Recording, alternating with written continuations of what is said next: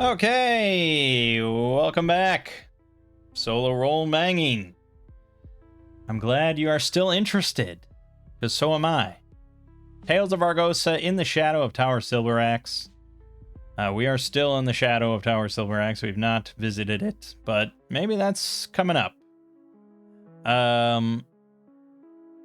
We made a big trek across this wilderness, and we arrived at Mount Forgul's Peak, I suppose it's called.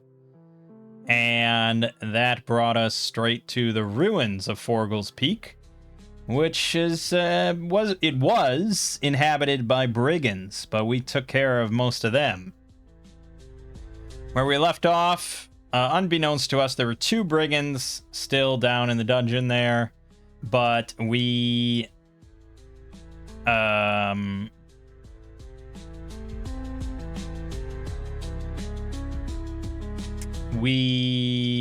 didn't know that. We thought there might be more, so we went back to the tree line and just kind of observed for like half an hour or so, and we figured we got to make a decision here. So I think we're going to go back to the west entrance and hope that it's a little safer there. So yes, we're going to go in now. We do not have the illumination spell available to us. He has no divine spellcasting 1 available. So we got to go back to old-fashioned torches, or we could grab the lantern. But we'll stick with torches for now. That means that Rethi is the one. She's the only one that doesn't use 2 hands for her weapon. So the shield is going to have to get unequipped, which drops her down quite a bit. It's unfortunate. That's why we usually would like Dalnir to be in fighting shape. But it is what it is. And we're going to light up a torch. Clock at 6. And we descend. So we've already been in here, but we're going to roll a wandering monster check as we go down into this first room. All right, we're fine. So we have this open door to the south where we killed a bunch of brigands. 5 of them. So their bodies are still sitting there bleeding all over the place. We know there's a couple doors in there. We also know there's a door here. Let's go ahead and listen to this door to the right and check it for traps and all that. Okay, we don't hear anything. There's no traps. So Dalnir is going to go first because he's got the highest AC, I suppose. We find 2 goblin corpses thrown to the side here, slain recently by sword wounds. There's also doors to the east and west. If I don't say that I'm searching every room, then I'm going to fuck myself if there is something to be found. So we search the room. Torch goes down. We'll roll another d6. We're fine. We don't find anything except the goblin corpses. Now we could harvest something from those goblins. We could harvest their teeth, which are worth 5 gold towards the beguile humanoid thing. Probably not worth in much. I don't know why you'd ever really bother. I don't know. I don't know why you'd bother. Maybe if you slaughter like an entire layer of goblins. But even then, like, so a village of goblins would consist of 1d10 war bands. Let's say 5. And then a war band is 2d6 gangs each. So that's 7 on average. So 35 gangs. And each gang likely has 2d4 in it, so 5. So 35 times 5 is like 175. So 175 goblins, assuming you harvest all their canine teeth. That's what?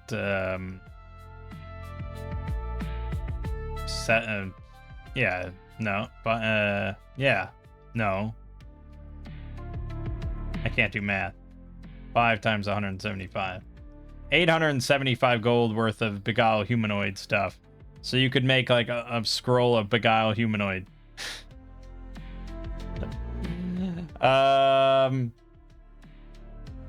Well, it's a magical component. You can use it for all sorts of stuff. But yeah, anyways. I guess if we had been taking this time, this entire adventure, to harvest every magical component possible, I guess we might have a decent little collection we could work with. We'd be getting up to 500 gold to do something with it. How much was that troll worth? There, I mean, the blood of the troll blood is 280, the claws were 200, and the severed limb is 200. So, there you go. I mean, I don't know why I didn't harvest the troll. I must not have thought about it at the time, but it's also, again, it's sort of outside the scope of this adventure, so it's not really important. But yeah, that's a big get, because that's a 6 hit dice monster. And what's really wild is you're going to encounter, if you encounter their lair, like a wilderness lair of trolls, is 1d10 gangs.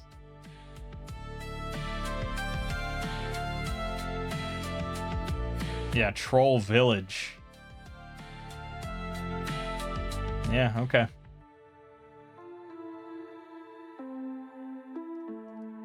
Where were we? Right. So we searched the room 2. We didn't find anything. We listen and check for traps on the next door. Success. Yeah, I'll roll for checking traps if it matters. Okay. Large statues of crouched demonic figures line this hall. There's a poison gas trap triggered by a central flagstone on the floor. The doors on either side of the other end of the hall become stuck. The room fills with poisonous gas in 1d3 rounds. Anyone still in the room after must save versus poison or die. Gas clears 1d4 rounds after.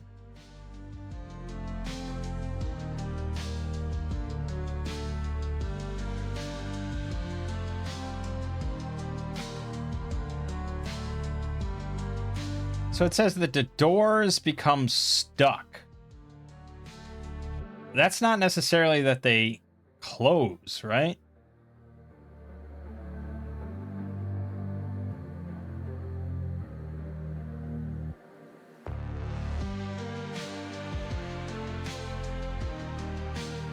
I don't know. It's sort of vague wording, but I would interpret stuck to mean that they can't be opened, but if they're already open, I don't know what mechanism it... If you wanted to say that the doors, like, seal themselves shut, there's a different way of saying that.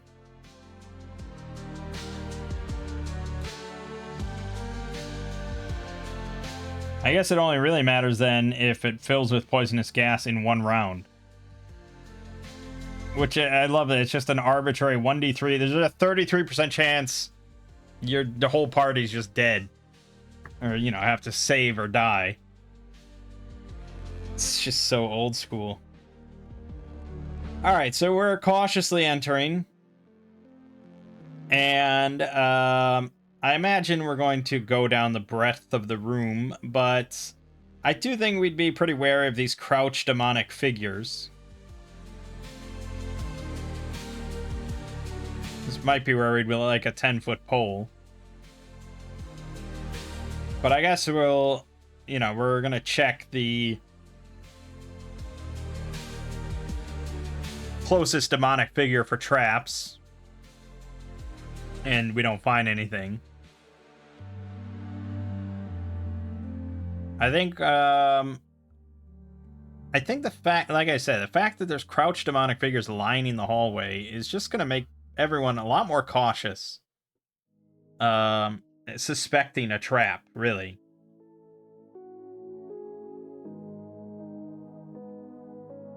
So I think we're going to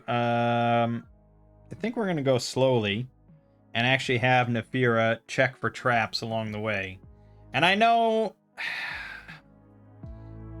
like that's what solo RPGing is always just like, can I justify doing this action? I think in this case, yeah, I think that's a very ominous thing that a lot of people are going to be very wary of. I can roll an Oracle, though. I guess that's the fairest way to do it. So, will we be more cautious and have Nefira check for traps along the way? No. Or yes, we will. Yeah, that's a yes. We're not rolling under. So yes, Nefira is going to go through and check for traps. She succeeds. So she does detect a poison gas trap or some sort of trigger on the center tile. So it looks like it could be depressed. Can she disable it? Well, that's a separate roll entirely. Again, you could have your player actually tell you how they're going to disable it or something like that. We could jam some iron spikes in again. But when I'm DMing for my family, I don't expect them to really think that through. And if they can actually find a trap and say they want to disable it, then that's good enough for me. So I'm going to roll traps and locks again. Another success. So we disable the trap. I would imagine it's going to be another sort of iron spike jamming process. Especially because that's what Tales of Argosa seems to just suggest.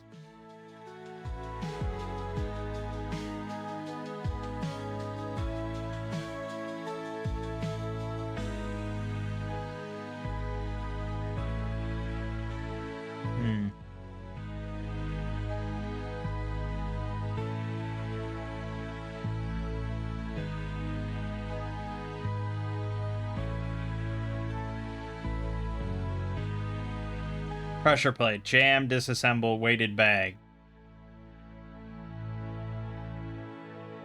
Yeah, so probably just jamming it. So it's fine. I mean, I guess... Okay, I guess we'll give up a an iron spike just to be completely fair here. That's what I've done in the past. Okay. We'll probably continue to search this for traps along the rest of the hallway. That's going to cause the torch to go down because we're being very cautious here. No random encounter. We don't find any other traps, so now we're going to actually search the room for any treasure or secret walls or anything like that. So that's going to be another tick down, another random encounter check. We're okay. And that's going to allow us to find a secret door behind one of the statues. And I'll be damned if we're not going to take the secret doors, so that's the way we go. And that leads up some stairs, down a hallway, onto another door, which we listen. And we don't hear anything, so we're going to go in. I mean, we check for traps, of course, but we go in. I'm going to tick this down again. Roll another random encounter. We're fine. Within this long room, at one end is a plinth with a statue of a face looking toward the ceiling, mouth agape. At the opposite end, a stone cube. Okay, so this is the face we see. When the statues approach, the face speaks in a deep and commanding voice in Dwarvish. It addresses the party as Seekers and asks for a crystal of power to be placed in the statue's mouth. In exchange, it offers information of great value. The stone says no more.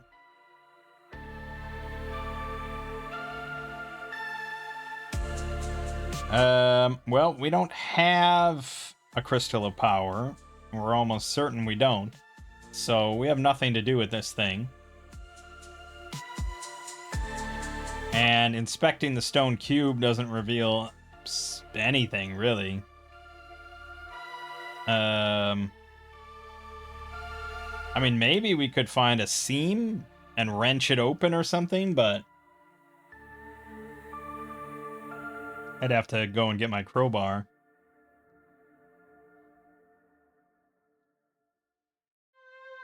So yeah, I guess bummer. We don't have a crystal of power, and we're never gonna find one, probably.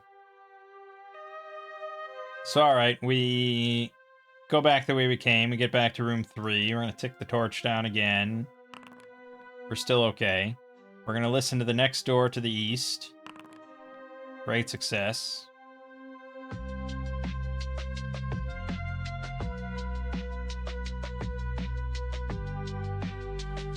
We're gonna go into room 4. And we find the desiccated? No, probably not desiccated.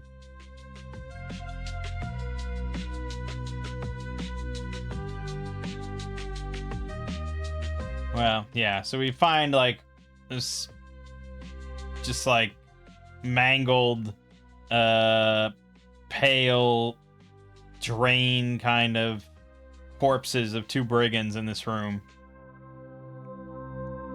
And it seems very fresh. Very, very fresh. And we can also see this is the east entrance. So they must have been waiting in here and something got them. We're going to search the room though. So the torch is going to go out. We're going to use up another one. Back to 6. Roll a d6. All right, we have our random encounter. It is 1. The crab spiders. Okay, well that's fitting then. 2 of them. Okay, so they're going to be creeping in then along the ceiling because the more food has arrived. So they're going to get a bonus. This is going to be a...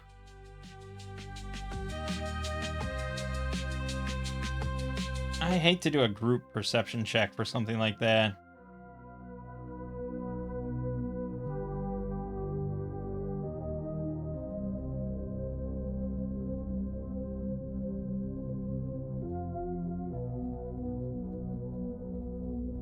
I could do...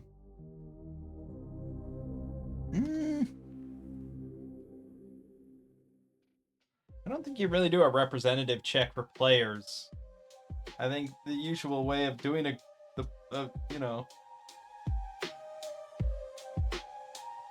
I think it's usually a group check. Which, the problem with that... doing a group opposed check...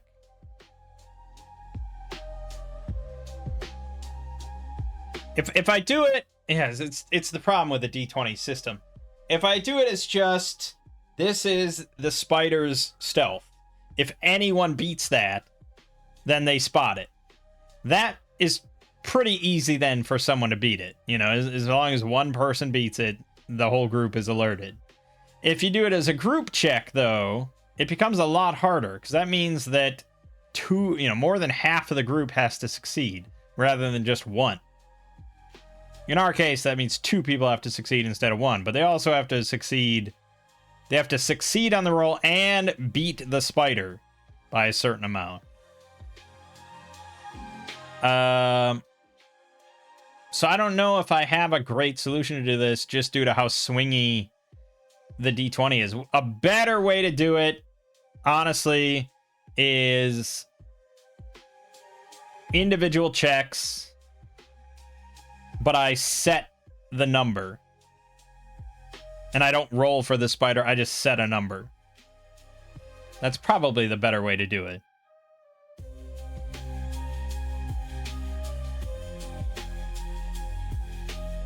So, it should be hard, but not impossible for something like this. So...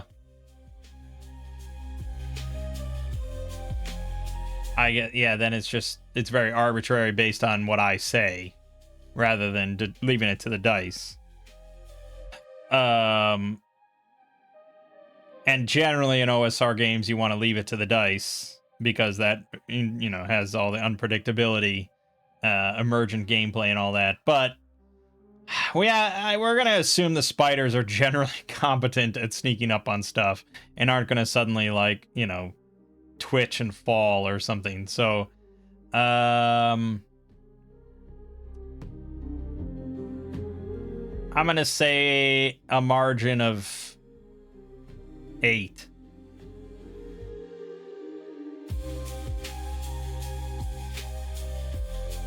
They're generally, these are noted as being especially stealthy, naturally stealthy. So yeah. Other times it might be an easier margin, but these guys are going to be a margin of 8. So anybody that succeeds by 8 or more on their dex or their perception detection check will spot one, or spot the spiders. So Rethi failed. Okay, well that's a massive success from Nefira, so she definitely is alert and spots him. And Dalnir has no, he's picking his butt over in the corner. But Nefira spots the spiders, and we are well acquainted with their tactics now, so probably she's always got an eye in this on the ceilings whenever we're in a dungeon now. So alright, no surprise of any kind, and we go straight to initiative. Not necessarily, I guess. There is a reaction roll, theoretically. I assume crab spiders are just nasty things, but... and it even says they're cunning enough to learn, but they're so hostile as to be almost untrainable. They're pretty nasty. If we go to the Tales of Argosa for a giant spider, we can see their reaction table. 6 to 8 is hungry, so really you got to roll a 9 or a 12 to not have them immediately kind of attack. Okay, so we rolled an 8, which is above average. But yeah, I teach their own. But I think if these spiders are going to be approaching these people, it's probably with hostile intent most of the time. And either way, I don't think we're going to wait to find out. If we win initiative and we see these spiders on the ceiling, we're fucking shooting. So, roll initiative. Alright, we got it. Nefira is going to immediately shoot. Natural 19, 6 damage, plus... the target decides discretion is the better part of valor, makes a hasty exit. Okay, so we immediately caused it to make a morale failure, which is probably pretty fair. Yeah, we brought it down to 3 health. Rethi's going to throw her hand axe at the other one. Okay, she missed, but it clatters off the wall. So they go. The one that we got that effect on is going to immediately turn around and scurry out of there. The other one then will have to make a morale check to see if he keeps fighting. I think that might be a... Yeah, that is a success. So that one is apparently still very hungry. I don't know why I just ate 2 brigands, but they're growing boys. They need a lot of food. So it's going to try to pounce on one of them. Rethi. So it rolls d20 plus 2. 15. She does not have a shield, so that is a hit, which could be fatal. She does not have exceptional luck right now. So it's going to bite down onto her neck for d8 damage. 6. And she has to make a luck con check. Great success. Alright, she does not die. New initiative. Alright, great success. Dalnir wants a piece of the pie. He's coming in. And we actually outnumber it 3 to 1, so it gets a +2. Still misses, even with a +7. Rethi will counterattack for this nonsense happening to her. She does hit, and she does kill. Yeah, okay. And that is the encounter. There is still another wounded spider somewhere in the dungeon, but usually we don't track of specifics.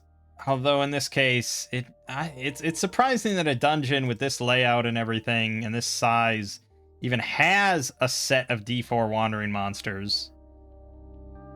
It's like, where is this thing gonna go? But that's always the hole in the ceiling, hole in the wall, things just crawling around. You know, it's a big structure. There's a lot of walls here. All this black space in here is all just like walls and shit, you know, so things scurry out of sight and you don't see them again and blah, blah, blah. I don't know where this place is hiding 2d4 goblins, but they're somewhere. I don't really think a dungeon of this size and layout needs that table, but You know, teach their own.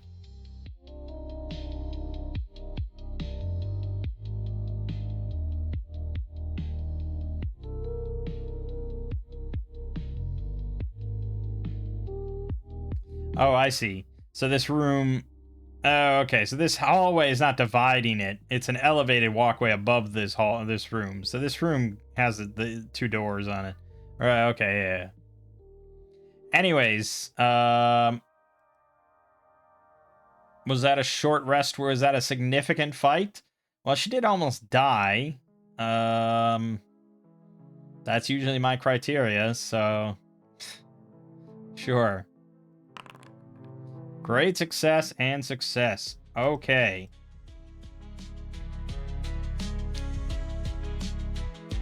Does Dahlnir need more hit points, or should I just... I'm going to give him back both of his spell casting. We really want that to be in business.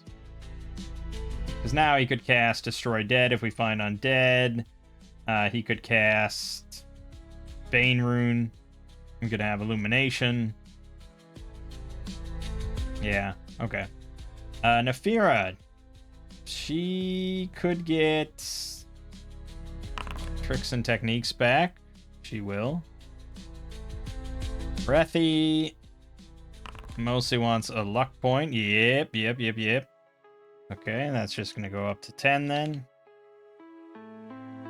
And she's going to get a little hit points back. Nice. Okay. Good. We continue down this way. We're going to listen at the door, check for traps, all that good stuff. No problem. Now we go in, and there are no brigands in here. We killed all of them. All the brigands are dead. There are a few hobgoblin corpses on the ground. The room is quite large, 50 feet by 70 feet, with a high ceiling and an upper walkway spanning across the width. At floor level, there are doors at the east and west ends. Oh, look at these goodies that I didn't look at before. So, some of the brigands we killed did have this on them. A few gems worth 50, 100, and 1,000 gold pieces. And their standard equipment. Okay, so we did pick that up, which is pretty good. I'm not even going to bother, like... I mean, yes, technically I have to bring it back to civilization before we get this XP. So I have to carry it, but it's just going to get thrown on the wagon, so... Or the cart. I'm not going to bother adding it to the character sheets. Alright, and then we're going to search the room, of course. D6, we're good. And it probably... I don't know, it might take 2 turns to search a room this size. Yeah, 50 by 70 feet. That's a really big room. That's a 2-turner. Okay. But our diligence pays off because we do eventually find a secret door on the northeastern wall. We're going to listen to it. Okay, we have no idea if there's anything on the other side. But we are going to walk in. And we walk right into a room with 3 fire beetles.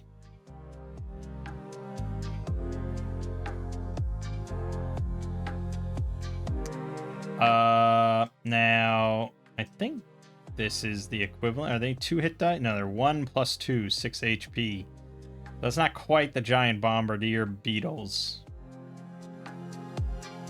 I don't think we have... Well, I guess there's the giant luminous ones. Oh, maybe that is correct. They don't shoot fire or anything. They're just called fire beetles because they glow like fire. 2d4. Yep, this is it. Okay, it's a giant luminous beetle. 2.5 feet in length, 75 pound in weight. Their luminescent organs produce illumination within a 10-foot radius each. Oh, we might have seen that, I suppose.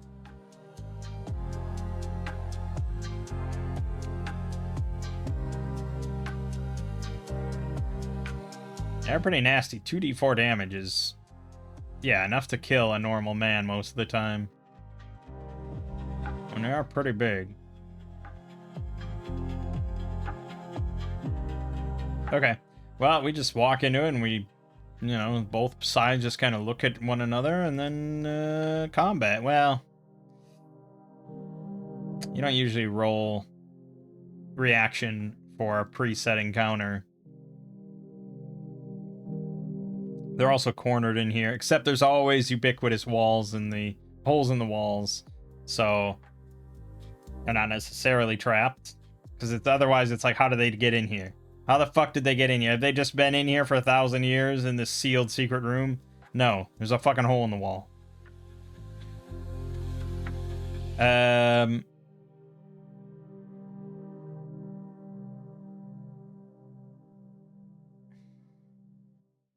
Says they're not particularly aggressive. Yeah, we're rolling a reaction roll. All right, 8. It doesn't really say what they're doing in here. They're just kind of sitting in here. You know, maybe this is where they have a nest. So if this is their nest, then they're probably not going to leave. They're just going to sort of click their mandibles at us or something like that. Which is a good question then of, like, why wouldn't we leave? As a DM, I know that there's a ring of protection +1 in there, which we really want. Players wouldn't necessarily know that, although I think it's... I keep trying to drill it into my players that it's like, there's a treasure kind of everywhere, you know? Like, if there's a room and there's a danger in it, that probably means that there's something good there. Not always, but most of the time. So it's just kind of the default assumption of playing an OSR game is that you kind of want to get into every room and search it. So, fuck it. I think we're just fighting. We're just gonna roll initiative and get to it. I guess maybe Nefira could... yeah, I'd probably allow her to fire off a shot. I don't think beetles have the cognitive ability to recognize a bow being drawn in front of their faces like that. So I'll give her a free shot. It won't have advantage or anything, but just, yeah, a free shot she gets. Okay, that is definitely a hit. They have 15 AC, which is pretty high, but only 6 hit points. So, brings one of them down to half health. Now we're going to roll initiative. Okay, she's going to try to finish it off. Crit. Alright. Second arrow splits the first one and splits the beetle. So that's dead. Dalnir's going to charge in with his scimitar. That is definitely another kill. Well done. And Rethi will try to finish the job with the third one. And she misses. Okay, well that's not great. It is what it is. That beetle is probably going to roll a morale check. Because it's pretty dire circumstances. And even though this is its nest, there's not any young or anything here, so it's just... I mean, it doesn't want to leave, but it rather would not die. So we're going to roll a will check. Crit on that, so he's not going anywhere. And he's going to bite Rethi in half. He gets a +1 on the roll, which isn't too much. Yep, he misses wildly. New initiative. Failure, he's going to try to bite again. That is still a miss, unfortunately for him. Now, I bet if I check the Fire Beetle stats in Tales of Argosa, it probably gives him like 2 hit dice, I imagine. No, it gives them fucking 4 hit dice, but it also lets them spray acid. So that's a completely different creature. That is not a Fire Beetle. I don't know what that is, but it's not a Fire Beetle. I guess that's a giant bombardier beetle, but even then, it's like a super version of that. But it's really just its own thing. It's definitely not this. It's also interesting it doesn't list its Thaco here. I just realized this doesn't list Thaco for anything. General rule of thumb for me is always they get an attack bonus equal to their hit dice. I'm not quite sure some of these fringe things where they have like 1 + 2. But yeah, generally I treat it as +1. It missed. Dalnir will try to cut its head off. He does. It's dead. We have slain the fire beetles. All is well. We're gonna search the room, get another random encounter check. We're fine. And we find a ring of protection +1, which is +1 AC. I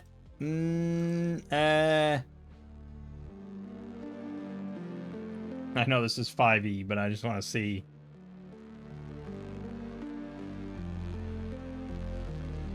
+1 bonus AC and saving throws. That'd be a little OP, I think, for this game. If you do, you can do +1 to AC and luck dex saves.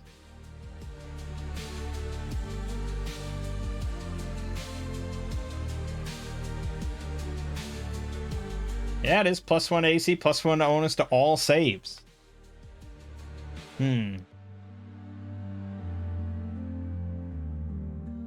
Okay. I'd have to word it a little specifically, because sometimes you do use luck for things that I don't think it would apply to. Like major exploits is a good example.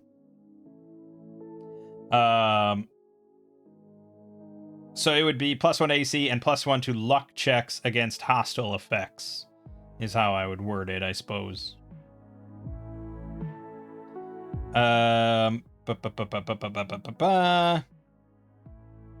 Who's gonna take that? Probably Rethi. Yeah, probably Rethi. I mean, Talnir could also benefit from it, but I feel like Rethi's generally up front most of the time and is gonna take the brunt of stuff. She always seems to get ravaged on her luck. So this is not going to take up a slot. It's just a ring. Ring of Protection +1. Equipment type. Magic item. Equipped. Very rare. 0 slots. +1 to AC and luck checks against hostile effects. Okay.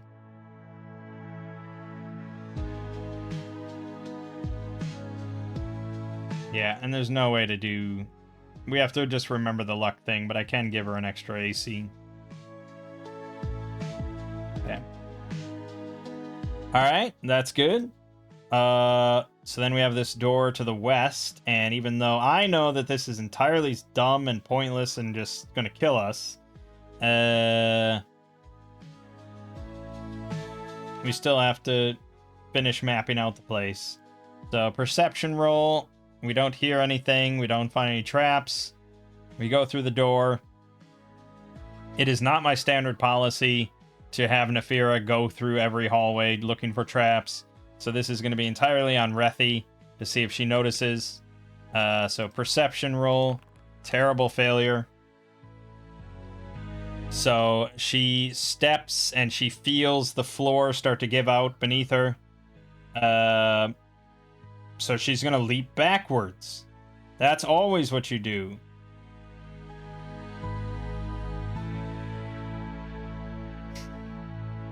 I think that's a little trickier when you're actually like starting to fall though. So I'm not going to give her a bonus, but I'm not going to give her a penalty.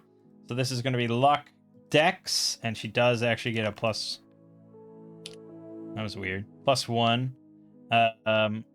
This is not an oracle roll. This is a trap. So this is happening. She succeeds. So she manages to scramble out of the way as the floor gives out.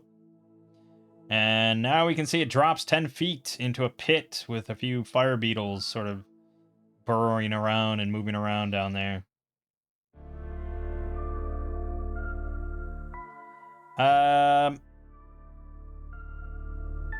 Yeah, I mean, I think we can just kind of leap.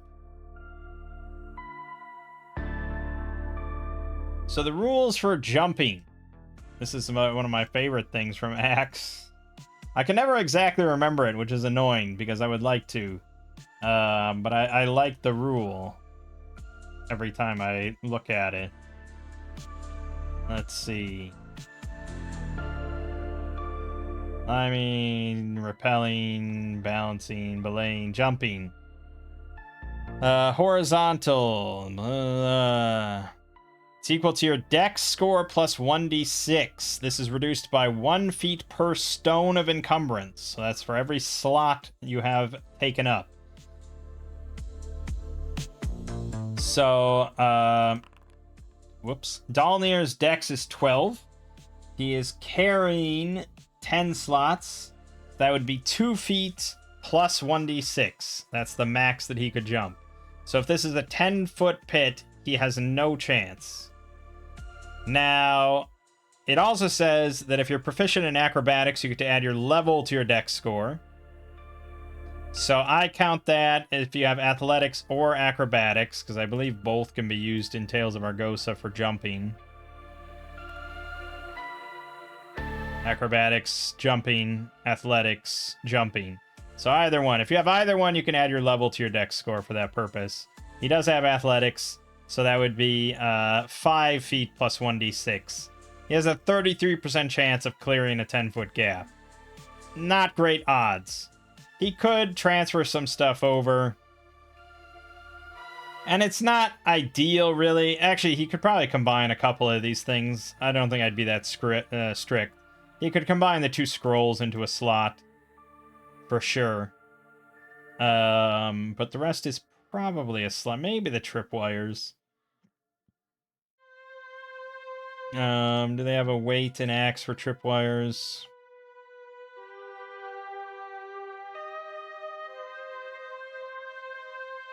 Probably not. Oh, well.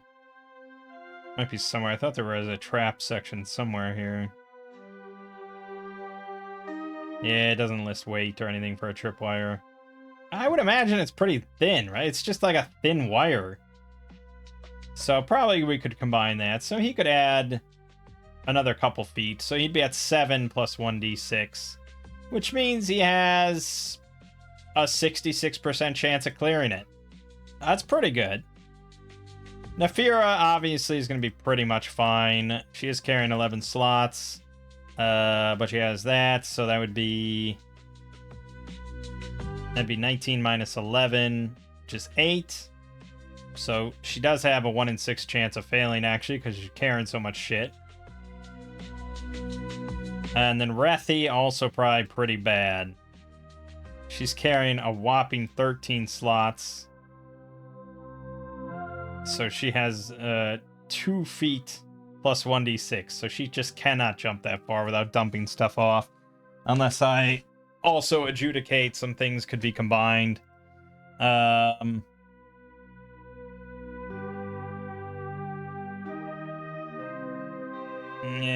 not much. Yeah, she's weighed down quite a bit. So it's not looking good for us clearing this, but at the same time, it's that usual thing of we might be able to deduce that we can see that there's a dead end that way. This turns here, and we know that that room is there, so we might figure that there's nothing over there.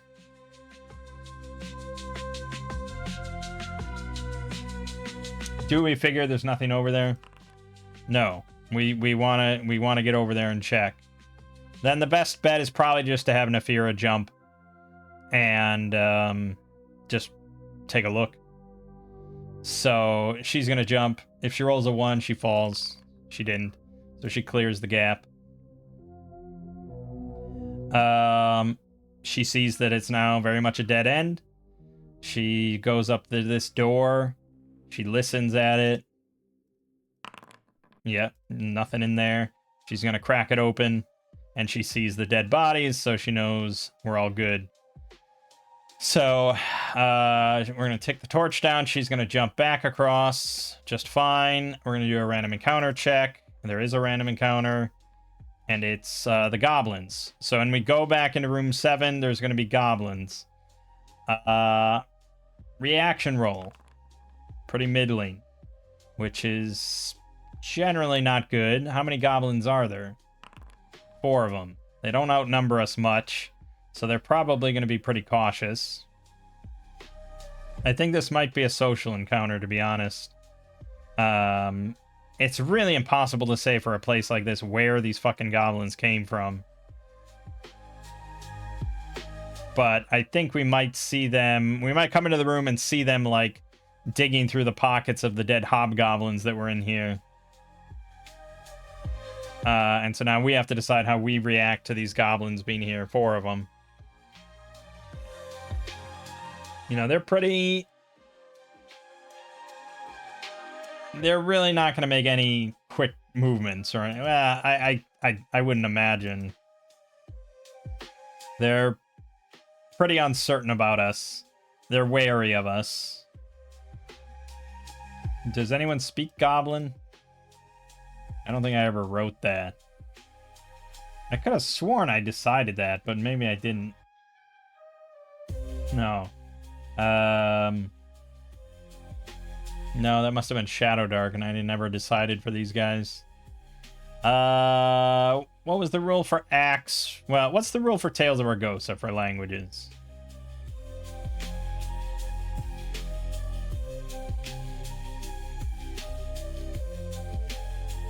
You get bonus languages equal to your int mod. Pretty simple.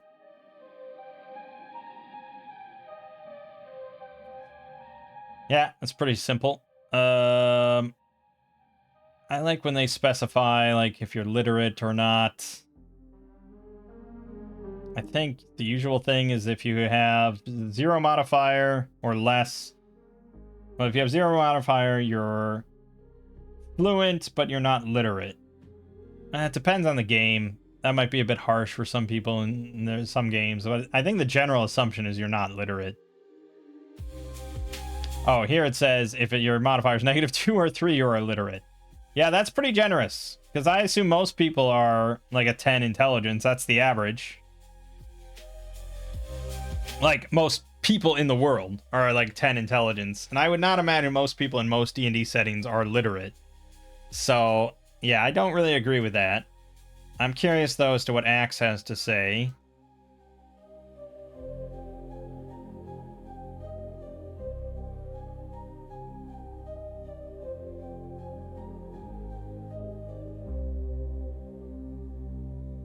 But all characters begin knowing their native language as well as at least one additional language.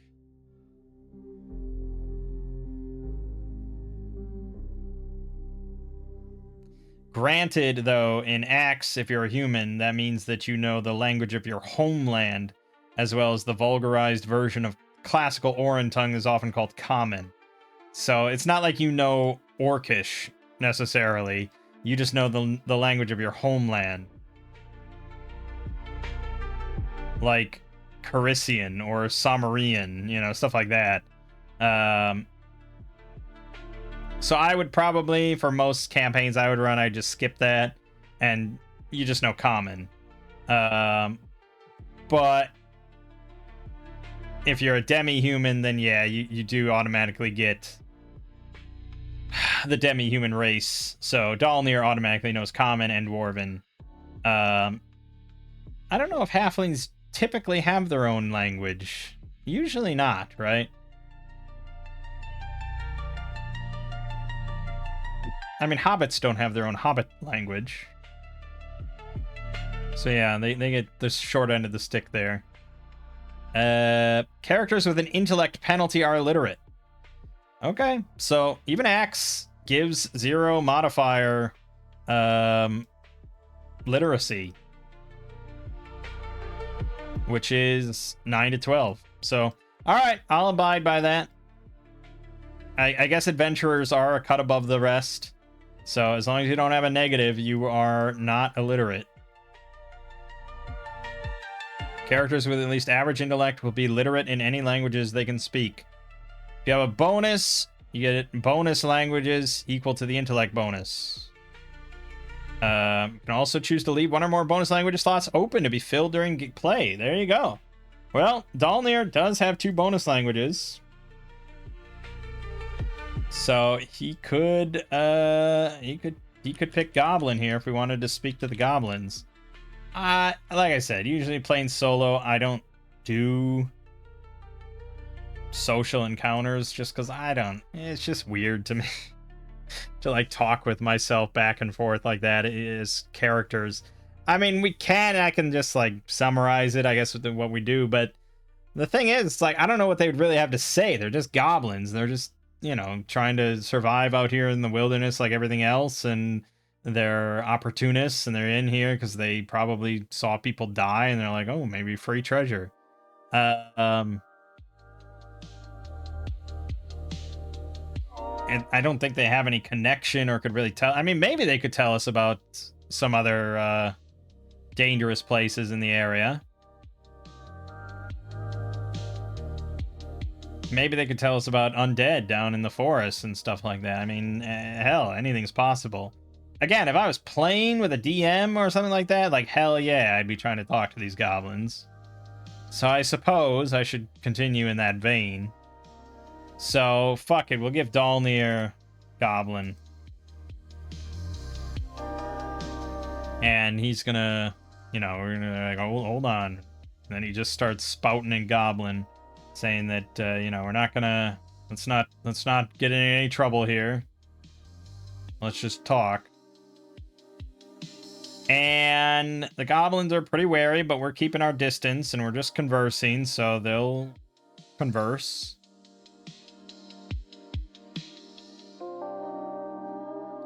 They probably want something from me, though.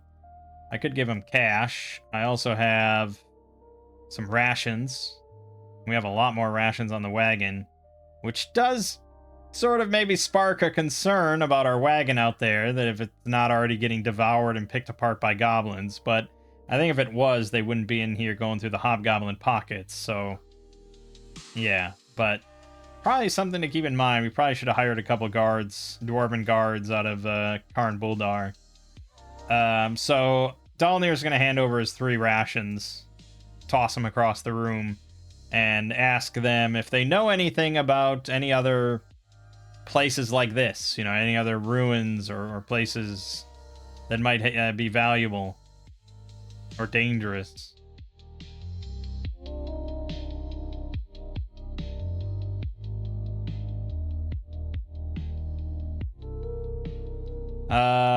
I think the vaults are pretty secretive, right? That's, you have to have this treasure map to lead there. There's obviously the big tower, so they'll mention how the whole forest is pretty dangerous right now because of all the undead.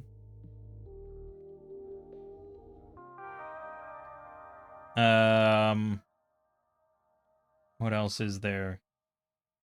There's H5, which is the Hisorkran ruins. Alright, they'll mention that. It's relatively close. Well, not that close, but it's a similar enough structure that they'll mention that. But they'll mention that it's close to the nasty one-eyed things that hunt them. And it's also past this big tower, but I mean that's fairly obvious if we went in that direction. Okay, so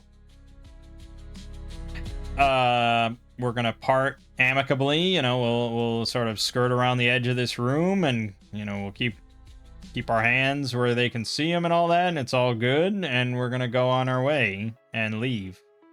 We're done here. We return to our cart, which, for convenience sake, is definitely still there.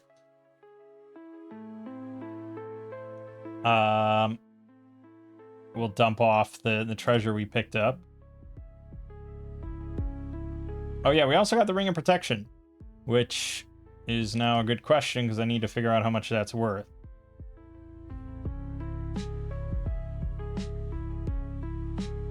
$250 apparent cost. The actual value of it is 12,000 gold. Oh, jeez.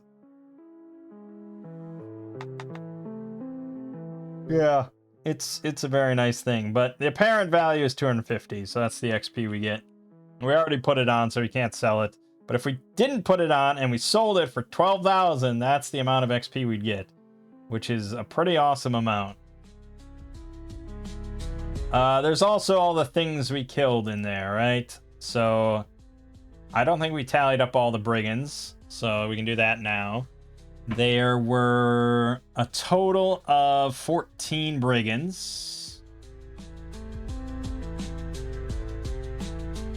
Yep, there's a total of 14 brigands. Now hold on a second.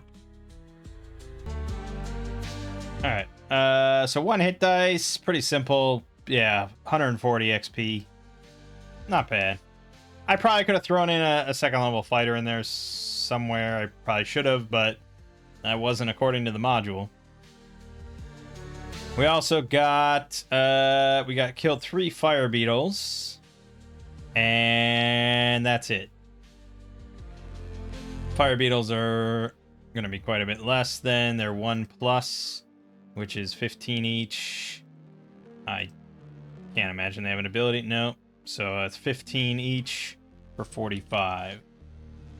Now we won't get any of this XP until we return to a civilized location, which is basically Karn Buldar at this point. So that'll be a while.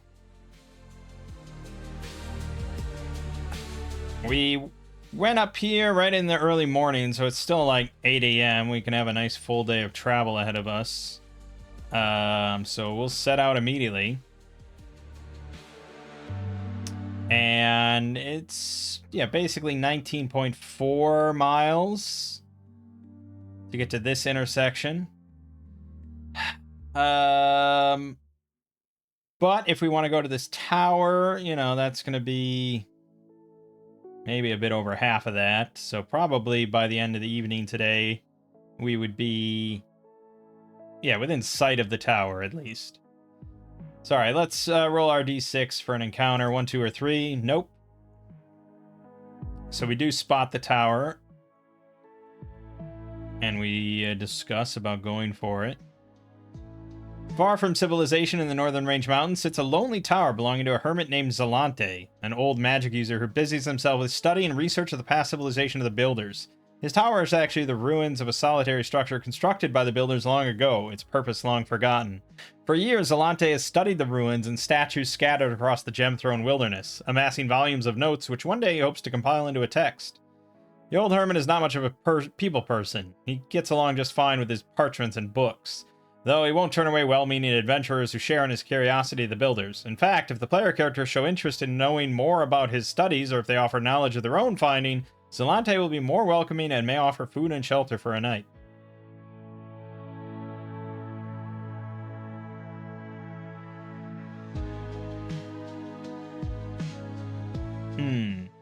Well, it is potentially a safe place to sleep, which would be kind of nice. So I suppose we'll go a knockin'.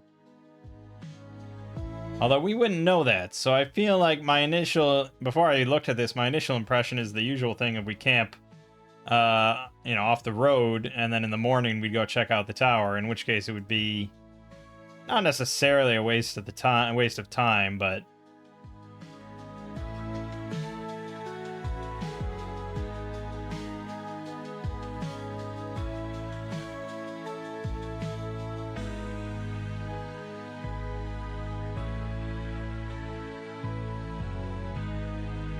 yeah, he doesn't really know that much. He does apparently have the full cipher for the runes, I suppose. For whatever good that does us.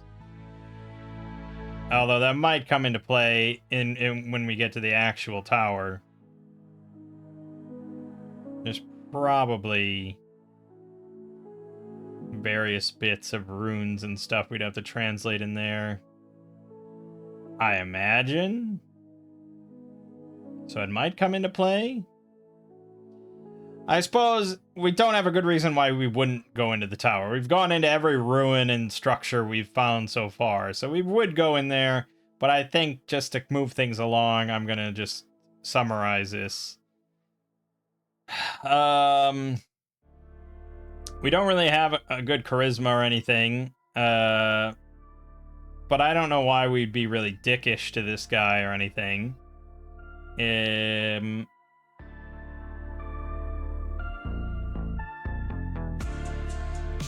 Yeah, I would imagine it's going to be a fairly amicable discussion.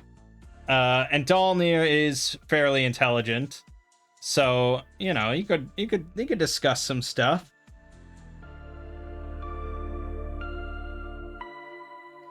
So yeah, I think we learn all these findings. So we get his sort of cipher key, and we'll copy that down onto some parchment. We hear about the brigands that try to take the tower by force from him. And so then we learn that he kind of sent them packing himself, which is pretty impressive. But we tell him that we killed all of them. He's aware that the elves have been custodians of the Tower of the Builders for a long time, though he does not know why. The elves don't socialize with outsiders, and Zalante is no exception. They find his curiosity threatening. Since the event that caused denizens of the labyrinth to flee, Zalante has been keeping constant watch on the tower, hoping to see signs of what may have changed there. So far, he has nothing new to report on the status of the tower or the elves. Since the event that caused denizens of the labyrinth to flee.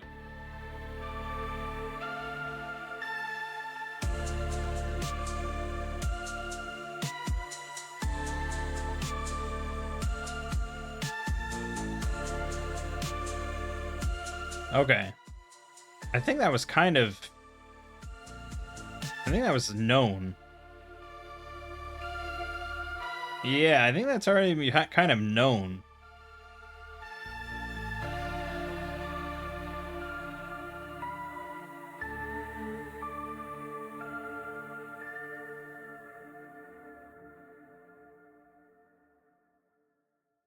It doesn't mention it at all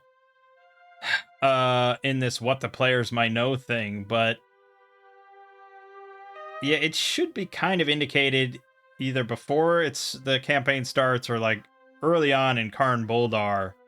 It says here, without warning, trolls, giant spiders, and other creatures that were known to keep to the labyrinth have reportedly been attacking farms and livestock.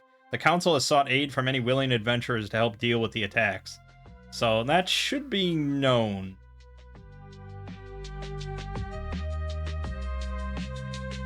The only issue with that is that it might drive players right into the forest right at the start, which could be pretty deadly. But, you know, that's OSR shit. So that's sort of known, and he says since that started to happen, he's been keeping constant watch on the tower, but he hasn't really seen anything. Okay, so we don't spend a great deal of time there. We're not spending the night. We got more shit to do, so we're gonna keep on keeping on, but we thank him for, you know, his knowledge. And we head back to the road.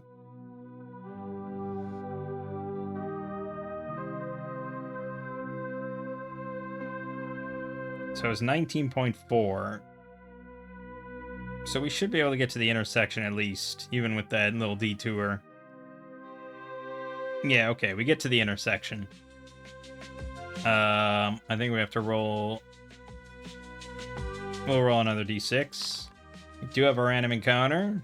Oh, it's with more of the Cyclops. Okay, we've already butchered some of them, so what's to stop us from killing more? There's 1d3 of them. There's just one, a solitary one. What's he doing out here? He's traveling. He's hunting. Yeah, he's hunting, or he's escaping from someone or something. Oh, that could be interesting. Okay, yeah, we did want to maybe start throwing in some undead and stuff. So maybe he's running from, like, some skeletons. He's bleeding or something. We could actually save him.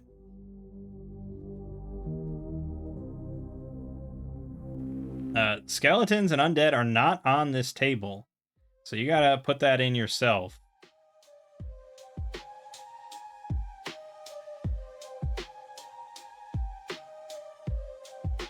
But the labyrinth does have its own table that does include various undead, including ghouls, shadows, zombies. No skeletons. I feel like there has to be skeletons. Here's the tower table, which you could do that. It's pretty much all undead except for the elves. I'm gonna pick, and we're gonna pick 3d4 skeletons. 8 of them. Okay, so that is a bit of a horde chasing after this guy. Now, Nafira is scouting. I think that I'm not going to require a check here. She sees this. And it looks like, you know, this guy is starting to slow down a bit because he's kind of bleeding out.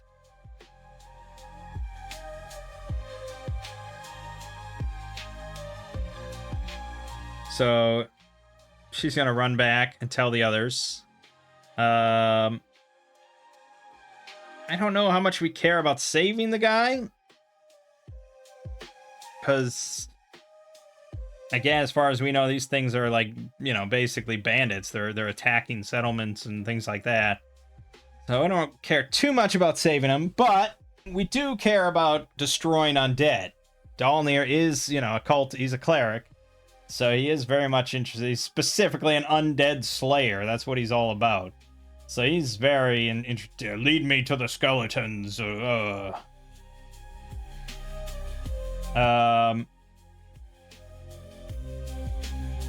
we're going to run after that. I don't think we're really going to be stealthy.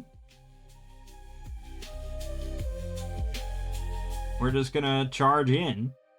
So there's a little clearing there, and they're about to catch up to this guy when we arrive, and we're charging in. Initiative. Success. I guess Dalnir could have used Bane Rune. Well, if we were running, it's a little tricky. You might use Turning, though. Because these are going to be fucking one-hit dice skeletons, right? Yeah, one-hit dice skeletons. These are not the special paralysis ones we fought before. These are normal skeletons. So, yeah, he could brick and roast these things.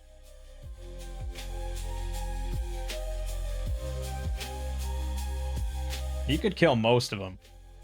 Their hit dice are less than half his level. So, if he succeeds on a Will Divine Lore check, 1d4 plus 3 of them are just dead.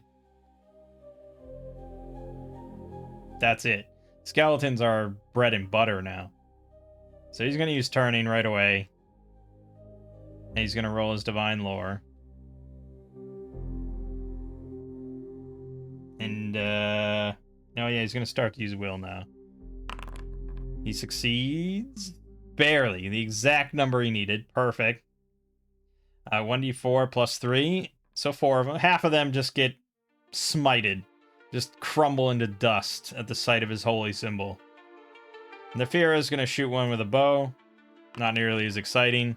That is a hit, though, and that is a kill. They have 12 AC, 4 hit points. And Rethi will leap in with her longsword. And that is another kill. There are 2 remaining. One of them's going to swing at Dalnir with a +1. Fumble. Dude, he's going to punish that. No, he missed. And Rethi. Also a miss. Also, she could put on her chainmail again. Or a shield again. Yeah, she put on her shield again. There we go.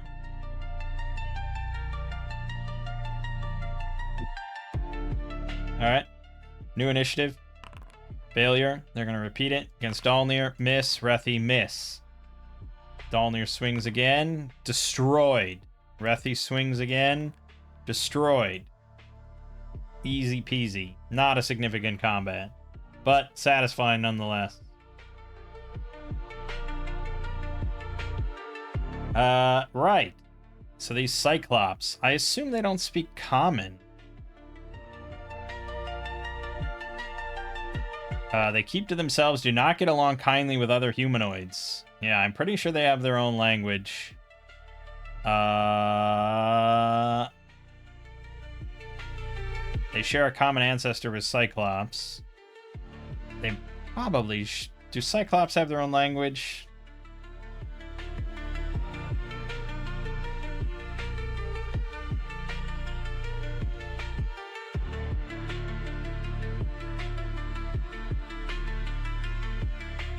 They speak giant. Okay, that makes sense. Yeah, we'll say these things speak giant, or like a dialect of giant at the very least. So we could give that as our other language, but I think it's more interesting if we don't understand this guy. He's now on the ground, blood sort of pooling underneath him a little bit. He's conscious, but yeah, we have no heals, and we have no real healing items of any kind. We don't carry like healing salves or anything, so there's not much I can do other than put him out of his misery. Yes, I could give him a potion of healing, but that seems damn tricky. That seems damn foolish of me, I suppose. What was I thinking of?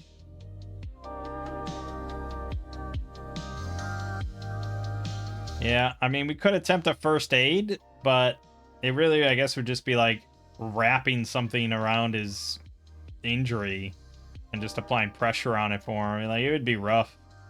I'll allow an apothecary check with disadvantage to try to save his life without any sort of gear or kits or anything.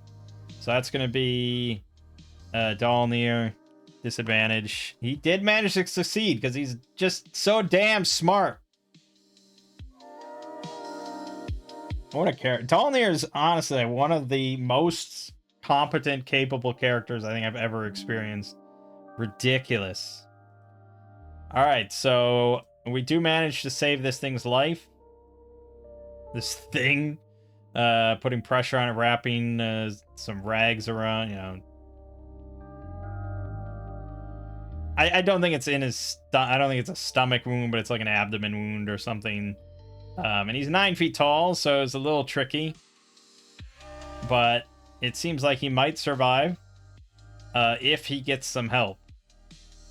Like, if we just leave him here, he's gonna die.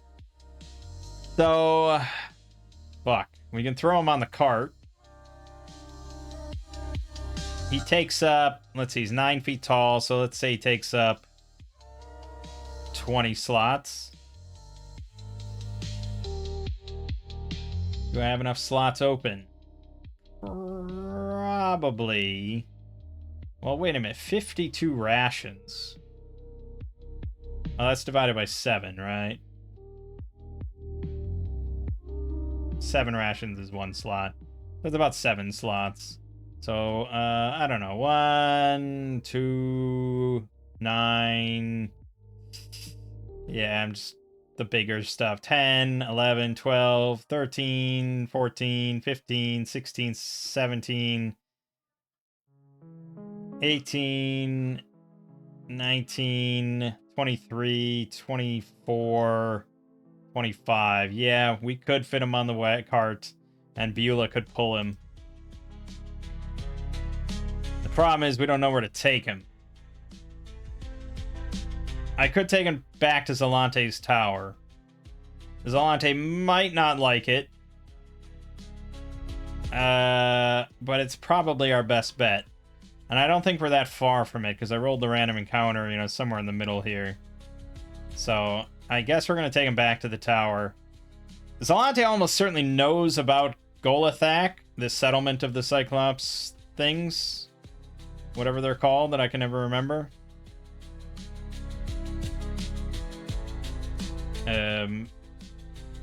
Golthex? Yeah, I'm sure he knows about the Golthex.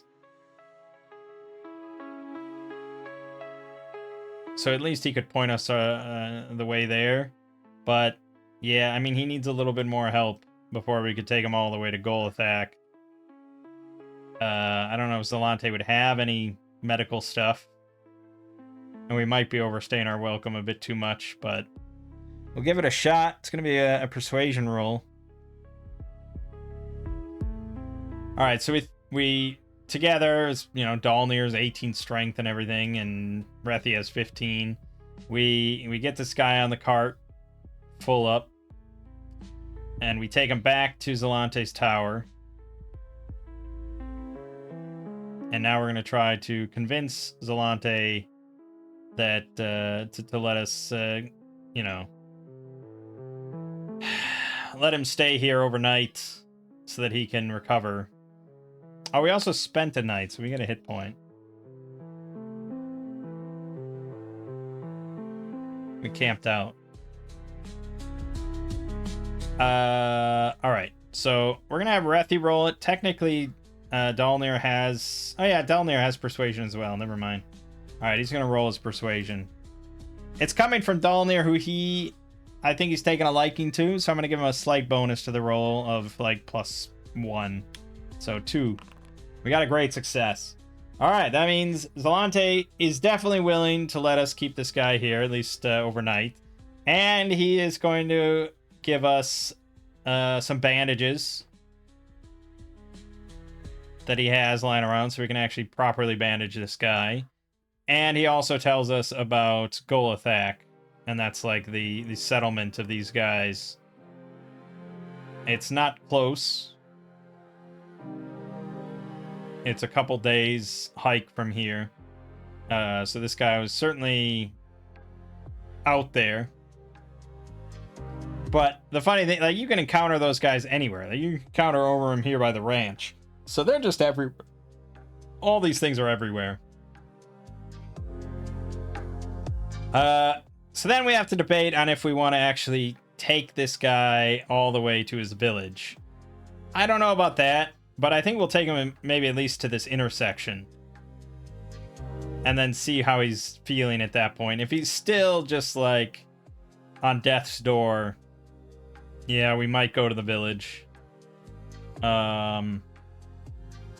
Hopefully, you know, they appreciate our gesture if we do so. We'll see. But alright, we'll stay the night here in Zalante's tower. So we're going to get another hit point back. Actually, another 2 hit points here. This is a safe location. Okay, and we'll eat some of Zalante's food as well, because he's nice. He's a nice guy. Then we set out again, just the same way we did. We're going to roll another random encounter on the way. Okay, we're okay. So we make it... Yeah,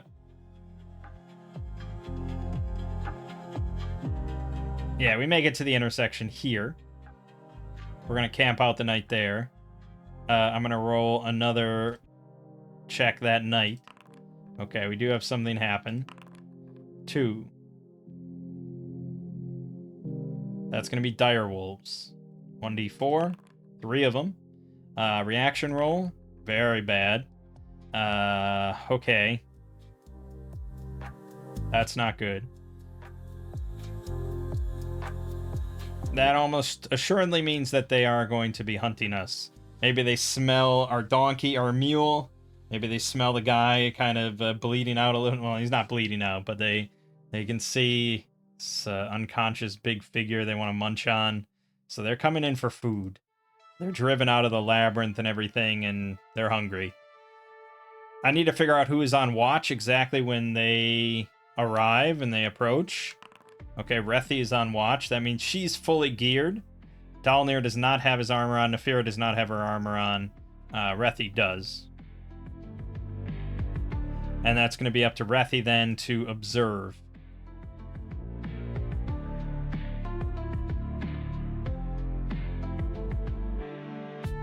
Since this is a one-on-one opposed check, I'm just going to do stealth versus her perception. I need stats for a dire wolf.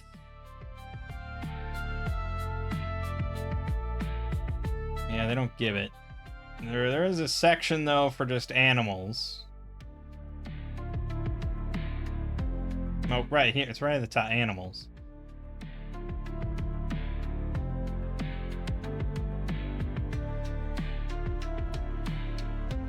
Dex of 14. Okay, that's what we'll roll. So, okay, they failed.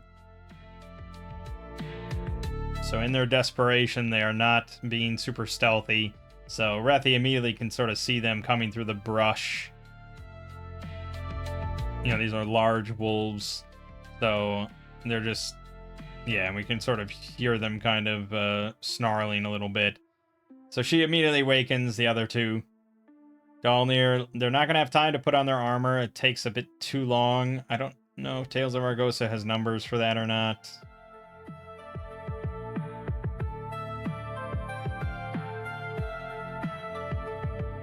No, it doesn't seem like it. Axe is 100% going to have numbers for that. But where that information is, that's a good question.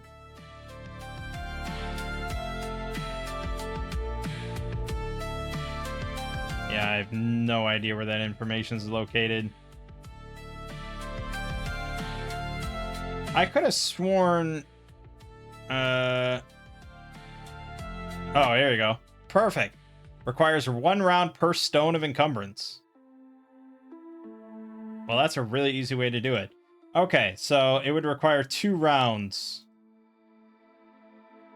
That seems really fast. I thought traditionally it was like 10 minutes for heavy armor. But that might be from Tales of Argosa. I don't know where that is in this book.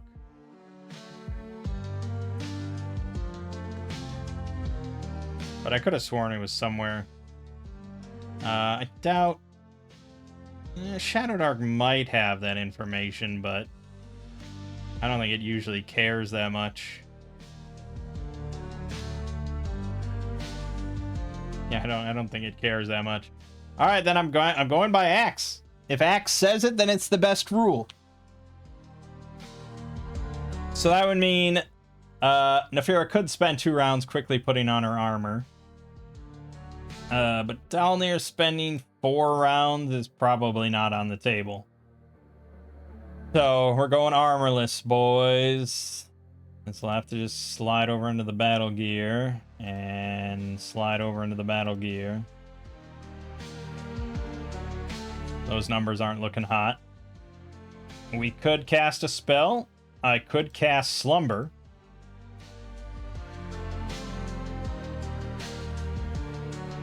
So I'm tempted to look it up, right? But players wouldn't be able to look it up. They would have to just cast it and hope for the best. But I don't think Dire Wolves have more than 4 hit dice.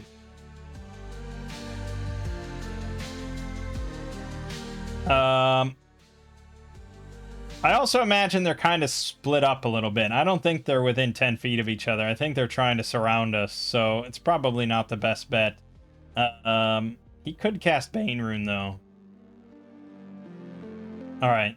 We're finally going to cast Bane Rune. So he's gonna open before anything initiates here. Although, I guess it's a question of would they charge immediately or not. They're pretty hungry, and they see us sort of waking up suddenly, so I think they'll probably charge in. So maybe he won't. We have time probably to just grab our weapons real quick. And now we're going to go to initiative. Alright, good. Nefira is going to immediately fire off a shot. 13 and 4 damage. Now we need stats. Ooh, they are big boys. They are 4 hit dice. 13 AC. That means that they're going to have 19 hit points on average. This is not going to be pleasant. They also attack with +4.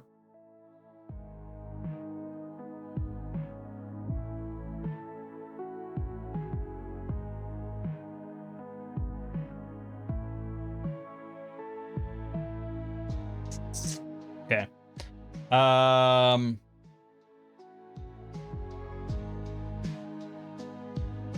All right, so one of them gets shot in the side or something, and it's down to 15 hit points. Great. Rethi is... She's going to make herself a target. She's got the armor on. She's got the shield on. She's got the ring of protection. So she's going to charge in there and try and draw their attention and swing a sword. Hope for the best. Okay, so she does land a hit for 5 damage. Probably on that same one. We'll make it easy on myself. So that's down to 10 hit points. Dalnir is going to let her be the focus of attention, and he is going to cast Bane Rune on his scimitar, +2 versus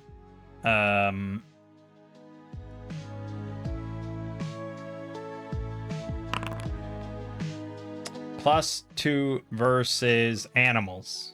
You got a great success, so that's +3 versus animals. Now the wolves are going to go. They are going to focus on Rethi.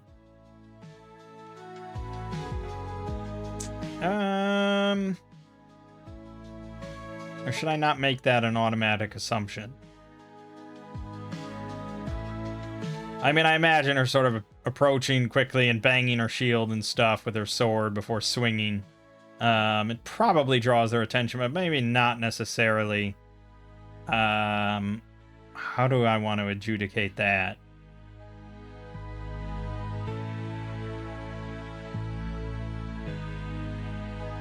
It's honestly kind of an exploit, really.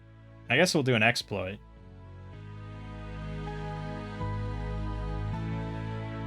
Maybe a charisma exploit. Or willpower exploit?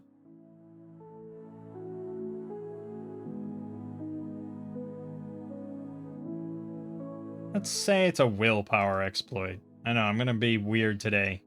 So it's going to be her... I don't know why I was going for luck. So she's going to roll her will versus the wolves' will. And the one that she's attacking is already on. Like, there's no question about that. So it's the other two. And we're just going to roll individually for those two versus her will. I guess if she fails, though, it's a pretty moot point. Okay, she succeeded by 8. This has good odds, then. Wolf has a will of 10. Crit fail. And fail. Okay, so they're all three going to be focused on her now. She has drawn their attention. Yeah, I don't know why I was thinking of how to run it when it's like that's the whole point of minor exploits. This crap like that. Just combat freestyling stuff. Okay, so... Right, they're all three going to attack her. So they do outnumber her 3-1. So they're actually going to get a pretty big attack bonus. This is going to hurt her. They have... +6 to the roll. First one hits. Second one crits. Third... Ooh, okay, that's a little bit more than I thought would happen. Jesus. Better her than the others, I guess, but ow. Okay. So they have a 2d4 damage. So I'll roll for the 1. 5, of course, that's the average. So that's 21 damage she just took. These things just like mangled her. She's down to 4 hit points. Okay. That's really not great.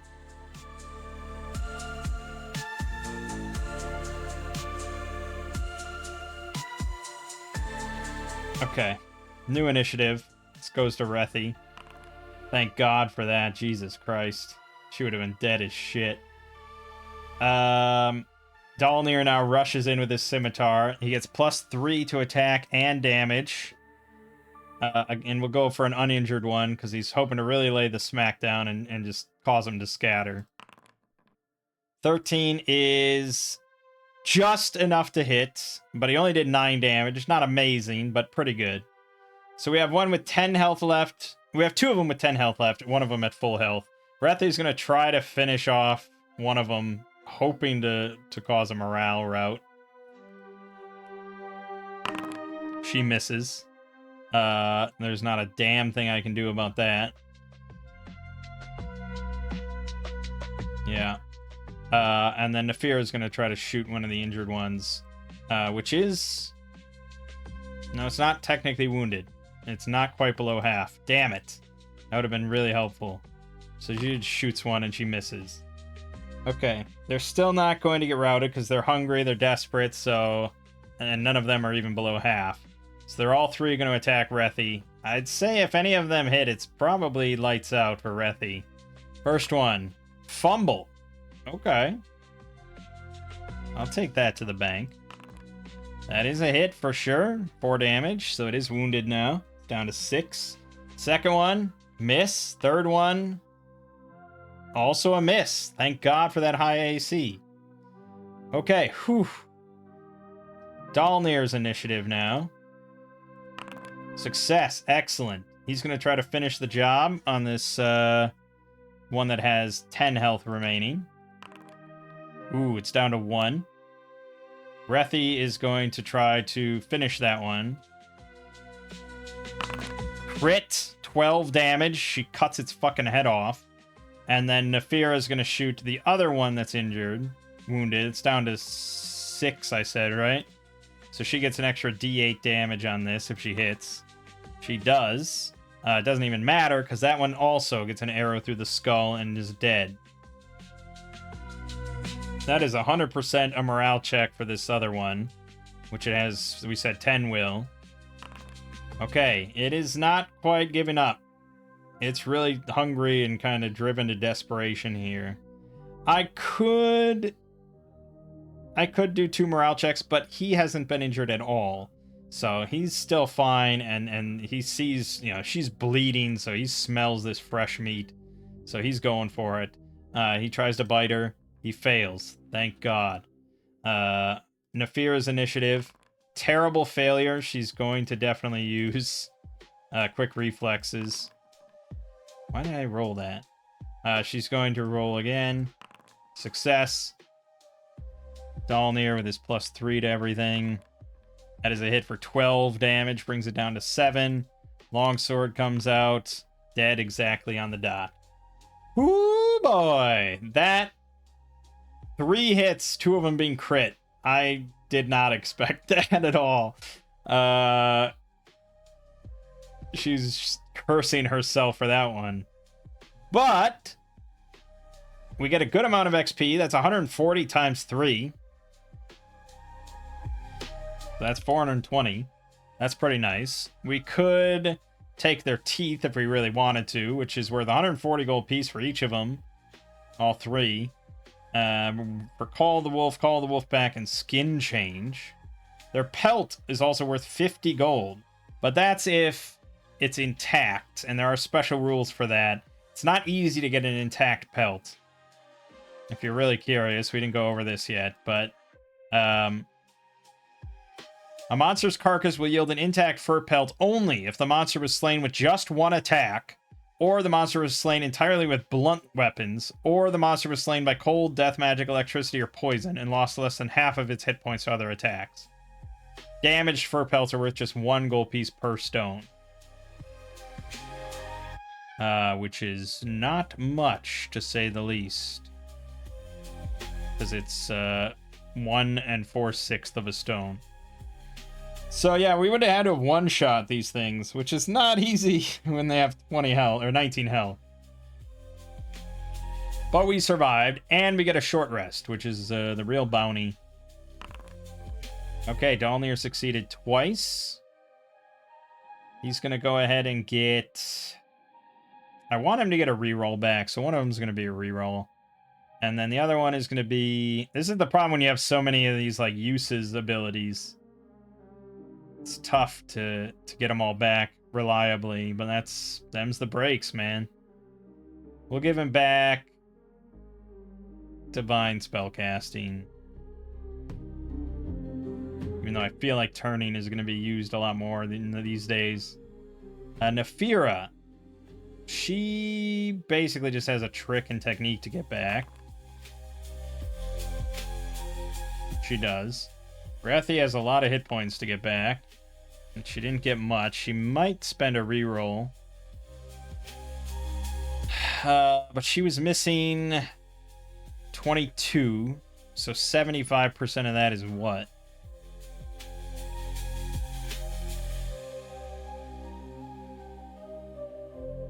$16.5. So she'd get back another 5 to go to 20. It's pretty good. But rerolls are pretty good too. There's no guarantee she succeeds. She only has 11 will. It's not great. There's like a 50% chance of success there. I'd hate to waste a reroll and then fail, so I might leave it.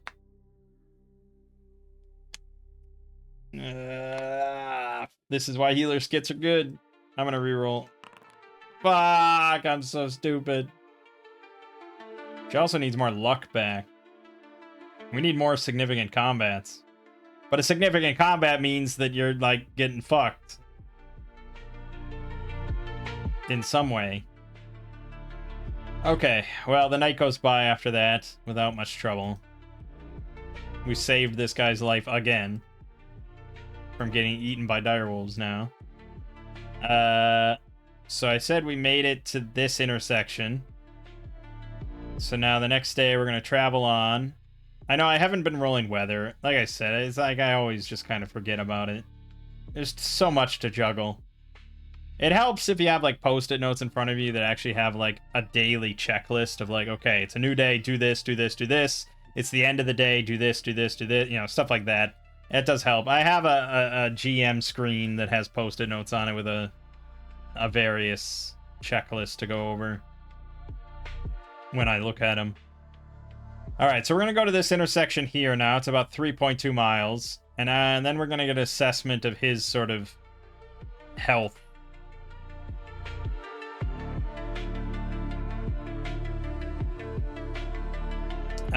So we'll roll a d6 on the way there. It's another random encounter. It's another set of direwolves. Are you serious? That might be a bit much. Well, different circumstances, though. It's now in the day, so it's a whole different set. There is one direwolf, and it rolled pretty middling on reactions, so I don't think it'll immediately attack, but it could. Nefira is scouting ahead. I also keep forgetting to forage with Rethi. It's a lot easier if you're just playing and this is your only character. But... oh yeah, we also didn't eat rations yesterday. We should have been... okay, so we're gonna forage. Okay, she failed. Not a terrible failure, though. So we're gonna consume 4 rations, because we gotta feed this guy. But we took plenty from the brigand, so it's all good. Alright, so the wolf. She scouts ahead. Does she spot it, or does it find her? This is going to be a stealth roll-off. I think they're pretty stealthy, but that's going to be a tough number to beat. They do have acute hearing and acute olfaction, and they are quite capable, so I'll give it also... you know, like, I'm going to give it like an 18 for this purpose. Not advantage, but just 18. Okay, it's succeeded by 15, which is more. So it's going to come up on Nefira and find her first, sniffing her out. It's uncertain about her, but she looks pretty juicy, so it's licking its chops. She's going to have to do something. I think she's going to go ahead and give up a ration. She's going to give up some beef jerky. And just sort of toss it in front of her and slowly back up as it scarfs it down.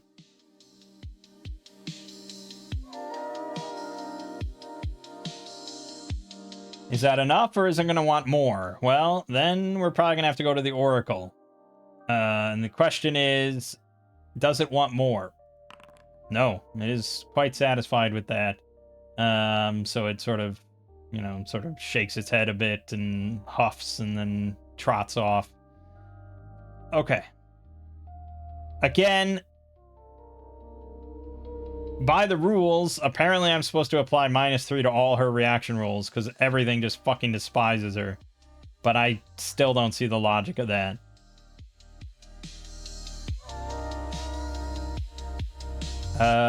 Yeah, I mean, it's a terrifying thing.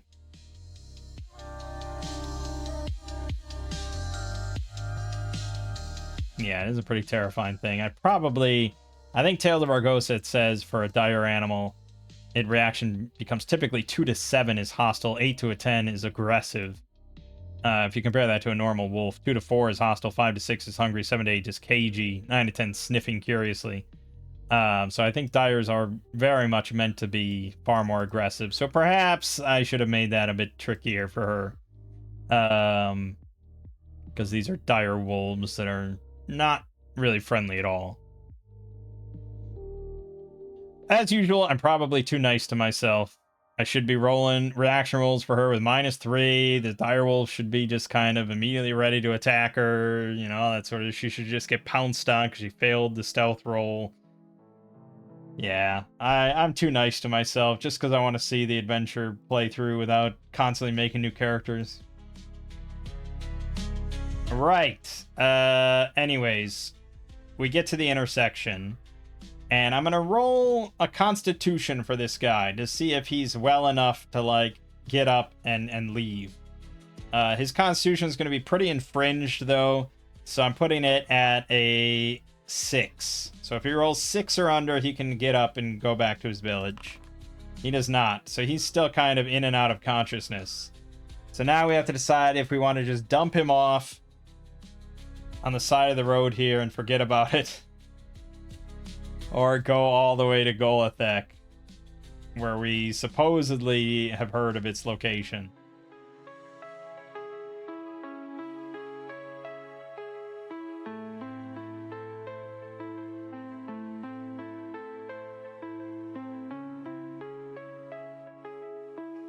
So, yeah, I guess we'll go.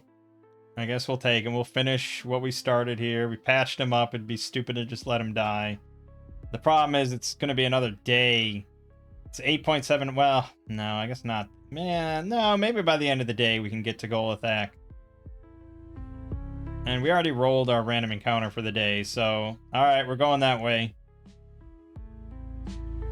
And towards the evening, as the sun starts to set, we arrive on the fringes of Golathek.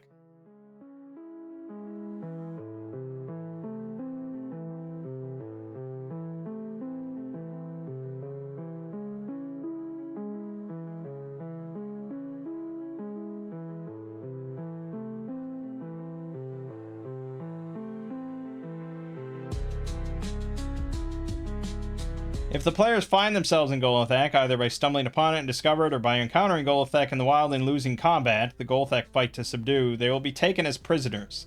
Under cover of dark, Pell will free the prisoners. Yeah, so there's this exiled one that sort of questioned the leadership, so she got exiled, and she's not nearly as hostile. She's more curious of the others. So these are not nice dudes, you know, they don't like outsiders at all. And the one commands that Golathek keep the others as slaves. At the moment, the tribe only has 2 slaves, 2 men captured while they were on a wilderness expedition. Well, apparently 2 gay dudes, I guess. 2 gay noblemen from the city. Yeah, I don't know if we'd actually want to take him all the way into the village. So I think what we're going to do, we're going to go towards, hopefully where we can kind of see the village. Like from a distance through the trees or something like that. If we have any inclination that we're nearby, I'm hoping. And again, well, Nefira is probably going to stealth forward and she's going to scout. So we'll just have her roll stealth. Again, as usual, she almost certainly succeeds. Fuck! She's using a reroll on that. I'm not going to be dumb. Especially because I just said all that shit. Okay, great success. So yeah, she can see the village. There are just rocky domed dwellings up here in the mountains. So once we're within the vicinity of it, we're going to take the guy out of the cart and sort of prop him against a tree.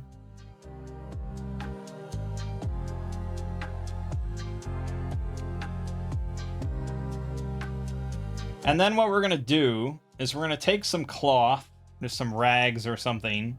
We're going to wrap it around an arrowhead, light it on fire, and then just shoot the arrow as far as we can, like, up into the sky. Like, basically a crude flare, you know?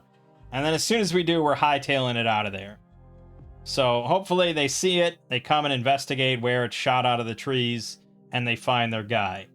That's the assumption. I don't really have any good reason of why there would be any rolls here or why that would not work. So we're just going to allow it to work.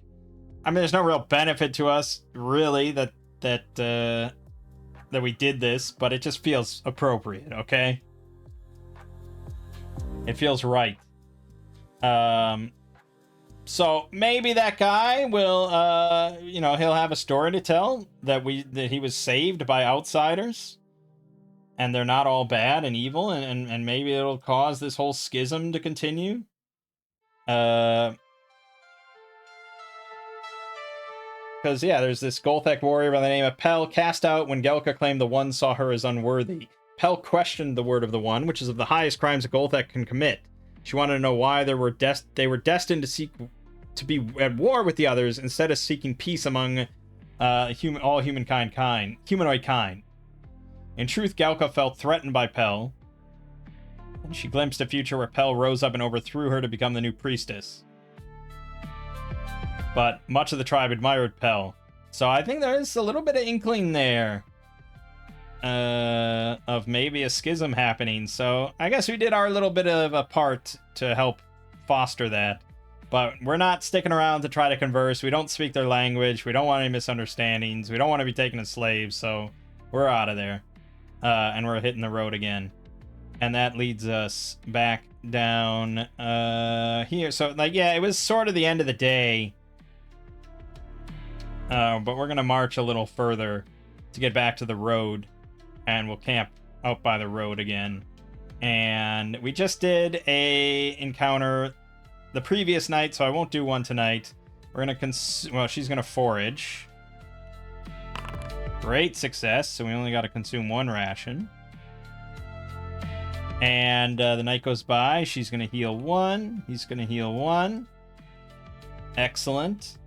And we're going to now continue on, and hopefully we should reach this dungeon just at the end of the day.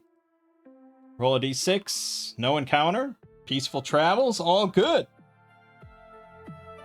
And that gets us to H5, which is the Hasokran Ruins. As the trail leads through the trees of the valley, signs of ancient construction can be seen here and there.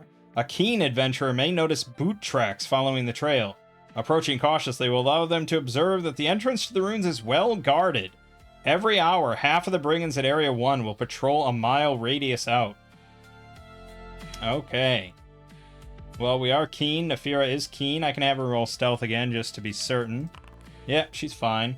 So she does observe some brigands on patrol here as well. They're all over this damn region. And I think that's where we're going to pick it up next time. Shorter video this time, but we'll get into another dungeon. This one looks a little heftier. Yeah, this is like 22 rooms and has an underground section too. So this should be a pretty significant dungeon. Plenty of loot, plenty of danger, all the fun stuff.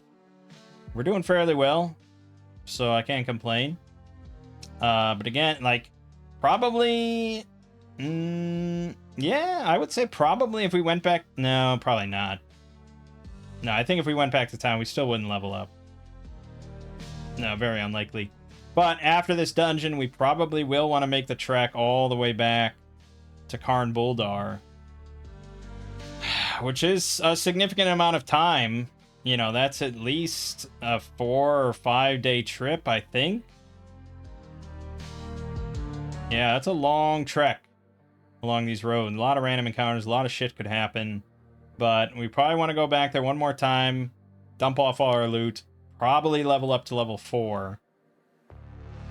Which is pretty good. I don't know if this is intended to even go up to level 4 at all. Nah, well, it says low to mid level, so yeah, I think we're all right. Tales of Argosa characters do get a little bit... You have a big burst of power from levels like 1, 2, and 3, and then I think it peters out a little bit because you're not getting nearly as much more hit points. So you start out way stronger than an OSC character, but it does temper out a little bit and is largely based around like magic items you find or not. But yeah, level 4 would be good, and then from there we'll probably find out Karn Buldar got hit by undead, the ranch got wiped out, all that shit, and then we'll be determined to go down to the labyrinth and go to the tower and deal with this. So that's probably the sequence of events we're looking at. All right. But for now, my name is Mang. This has been Solo Roll Manging, and I'll see you fine folks in the next part.